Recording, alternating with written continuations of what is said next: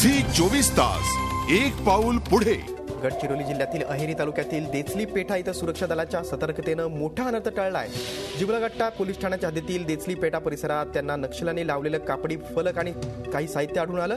या स्थळाची अधिक पाहणी केली असता या फलकाखाली स्फोटकं लपून ठेवलेली आढळली। सतर्क सुरक्षा दलांनी तातडीनं बॉम्ब स्क्वॉडला पाचारण करत ही स्फोटकं निष्क्रिय केली। या फलकांमध्ये 28 जुलै ते 3 ऑगस्ट पर्यंत शहीद सप्ताह जारी ठेवण्याचं आवाहन करण्यात आलंय। महिनाभरानंतर ही धुळे महापालिकेच्या आयुक्त पदावर कोणाचीही नियुक्ती न झाल्यानं भाजपनं आयुक्तांची खुर्चीच डोक्यावर घेत अनोखं आंदोलन केलं।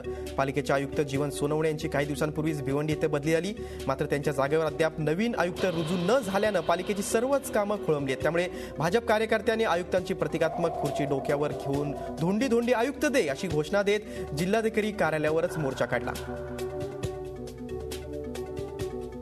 शिक्षण क्षेत्रातील अनागोंदी कारभाराविरोधात छात्र भारती संघटनेनं नाशिक जिल्हा परिषदेवर मोर्चा काढला।